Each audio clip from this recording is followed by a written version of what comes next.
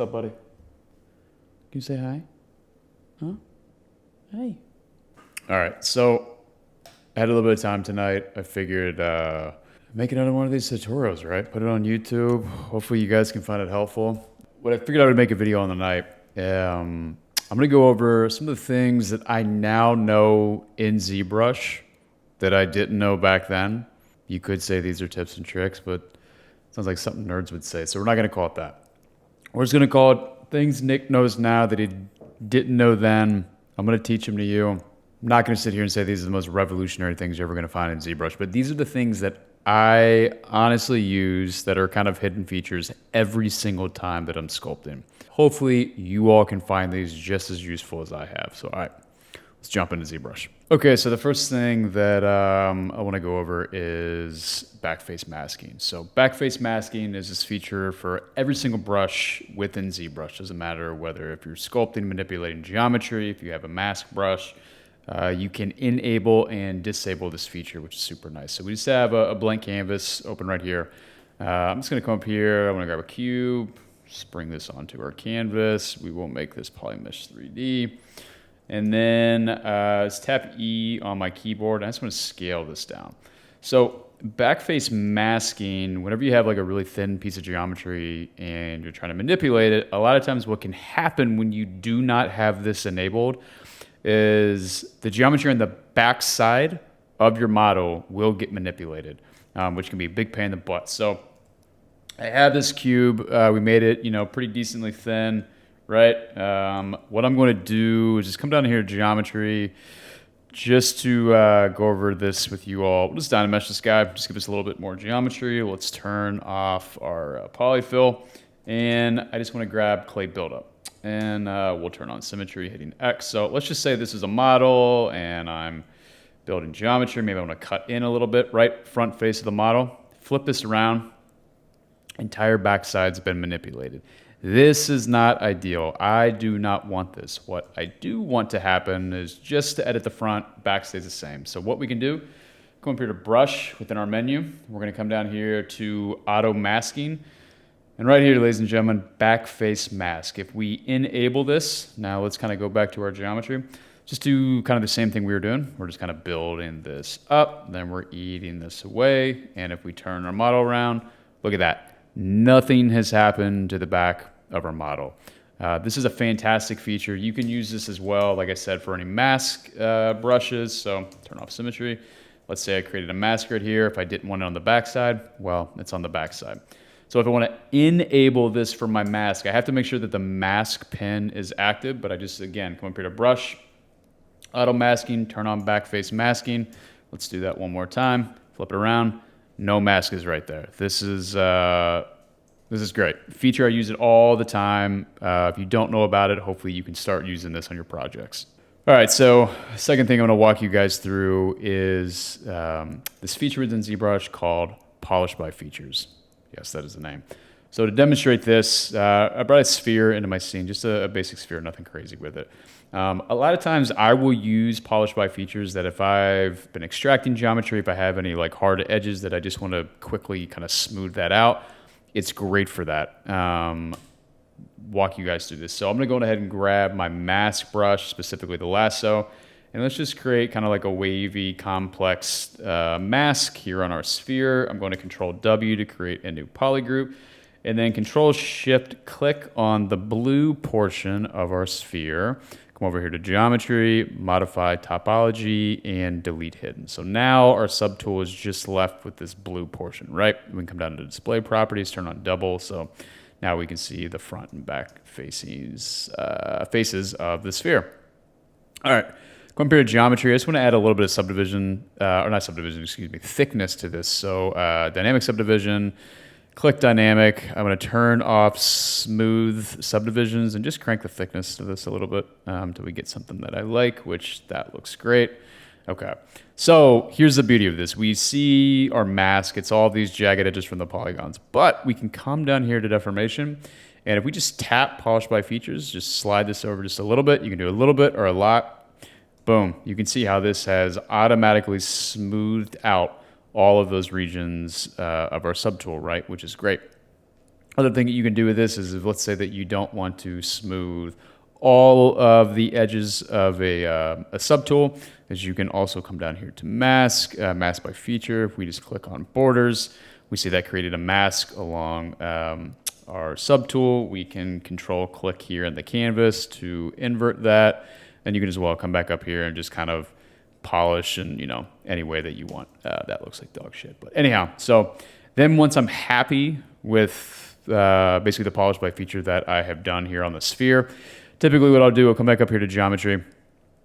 We'll apply that dynamic subdivision, the thickness that we had for the subtool, but I will come over here to ZRemesher. I want to make sure that keep groups is toggled on. Adaptive size down to 0 is fine. Let's just ZRemesh this bad boy.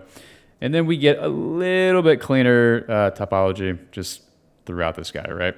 You could probably clean some of those up as well. But yeah, so this is just a quick overview of polish by features. Again, I use this a ton whenever I'm extracting and making new geometry that has harsh edges. So hope you guys found this useful, and on to the next. All right, so this next feature I'm going to walk you guys through is how I combine two separate objects, two separate subtools that I have already Z-remeshed. The geometry is exactly the way I want it, but oops, I forgot I need them to be on one single layer.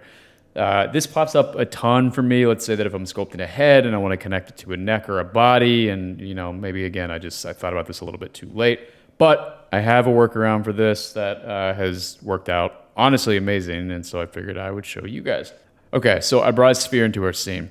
What we're gonna do is we're just gonna act like this was, say, a face or a head that we had been sculpting and working on. So just for shits and giggles, let's come down here. We're gonna dynamesh this bad boy. We'll turn off polyfill. We'll turn on geometry. I'm just gonna grab clay buildup, and we'll just kind of cut out, like maybe we had made some eyes. I don't know, it's like a little Kirby kind of character, some brows up here, underneath the eyes right there. Yeah, again, nothing too crazy. This is just a quick demo. So this is the face that we have, right? This is what we're working with. Then if we turn back on polyfill, this is the dynamesh. You have all these tries. It's really nasty, not great geometry. But what we can do is, if I was trying to finalize this and take it to post-production, if I'm not going to be doing all the topology by myself by hand, just Z-remesh this bad boy. We'll turn adaptive size down to 0 for right now. This is gonna probably be a little bit ugly, but whatever. 5,000 is great. We'll hit this. Okay, cool. So this is our new head that's been remeshed. It looks fantastic. Looks like dog shit, but whatever. What we can do, we can put some subdivisions on this bad boy to help kind of smooth out some of these jagged edges, and we're all set. So next thing is we're going to insert a cube. I got a cube right here. Let's kind of scale this down and back, and let's just kind of, maybe this is a neck, right? A neck we want to attach our head to. This is great. Turn on polyfill. And this again, we're gonna Z-remesh this bad boy just to act like this was a body, a neck that was the geometry was perfect on, and oopsie daisy, now we need to combine these two subtools, right? Okay, so what I do is I'm gonna turn off polyfill, grab a mask tool. You can use rectangle, lasso, whatever it is. We're basically going to be deleting the geometry of where these two are gonna intersect, and then use the Z-remodeler brush to bridge the gap for both of these subtools. So the way I go about this, we have our head, it's gonna pull a rectangle mask up, Control W, we created a new subtool right down here, Control Shift on the region we want to keep, right? Then we're gonna come down here to geometry, modify, delete hidden, oops, sorry, we need to, we'll just bring this down, freeze subdivision levels. Why aren't you doing that? Oh, it's because it's hidden. Shit.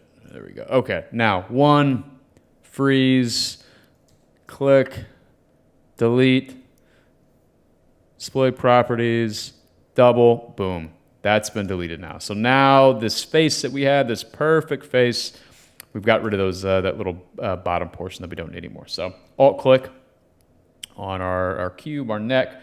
We're gonna do the exact same thing. So Control-click on keyboard, select the portion of the geometry we don't need, Control W, create a poly group, Control Shift, click on the blue. We have no extra geometry on this, so don't worry about any of the freezing that. And delete hidden, come down here, display properties, double, perfect. So we are all set to go. Now, if I have a face, and again, I have like a ton of extra subdivisions, millions and millions and millions of polygons, I don't want to lose that if I'm combining these. So the one important thing is whatever the highest level for subdivision count is on one of your subtools, you need to replicate that across all of them that you're trying to combine. So for our neck or body, since we knew the head had 3, let's just get that up to 3, right? Okay, so come back to the face. I can unfreeze this bad boy. What I am going to do though is just take, actually no, let's go bump. Okay, bring that back up. Perfect. Okay, subtool. So we need to merge both of these down. So these are both on and ready to go. Merge down. We click OK. Now our head and our neck are a single subtool, which is exactly what we need. So geometry, I'm going to turn this all the way down just to make it a little bit easier to do this next part. So we're going to come over here, click B on your keyboard and then ZM, bring up our Z modeler brush. We want to hover over, it doesn't matter if it's the top or the bottom subtool, but hover over one of the edges. Click your spacebar. We want to choose bridge, and we want to make sure we choose 2 holes for target. Then all we do is we click once, click again. We got to freeze this. Sorry, freeze subdivisions. That is my fault. Click once, click again, and voila. I almost said boom. They both serve the same purpose, but ZBrush has basically filled in and created geometry for us between these 2 objects, right? Which is fantastic. We can now unfreeze. We can subdivision levels all the way up to 3, but we can crank this all the way back down. And one thing that I actually like to do is I'm going to Control Shift click on that new region, Control W just to create one. Let's make this, there we go. I think that'll stand out. There we go. Stands out a little bit better as a purple. But that just makes it a single poly group, so we don't have kind of that striped look for a poly group, which I like. The next thing that I will do is, again, I now have this. Maybe I want to Z-remesh this, but maybe I also want to make sure, again, I'm not losing any of the sculpting details that I've previously done. Is I'll just duplicate this bad boy. You can also save instances within the history of an item, which would be like up here. You can save an instance, but I'll usually just duplicate and do a project all if I need to for any of the details, make sure they're not lost. But here's our new subtool, right? 1, 2. We're on the second one. Just come down here to geometry, Z-remesh. And then keep groups, that'll kind of respect the groups that we have. Adaptive size, we'll keep it 0. And let's just Z-remesh this. I cannot talk. So here is the new model. We kind of have it Z-remesh the way that we want, right? We can come up here. Let's grab our first guy, bring it over. You can kind of look at the difference between the 2, right? So here's the first one. Here's the second one. It's a little bit smoother throughout some of that, right? A little bit more of jagged edges on there. And then, kind of depending on, maybe you wanted that detail, right? You can just undo the move, make sure these are exactly on top of each other, the exact coordination in space, and you can just come over here to project all. You can project all the details from the original merge onto the second one. Maybe that's not what you want. Again, you're just like, I just want to kind of smooth this out, just smooth, right? We're combining the head into a neck. You got to get a little crafty with some of this stuff. But the great thing is we've now combined all these bad boys. We can divide back up to 3. And,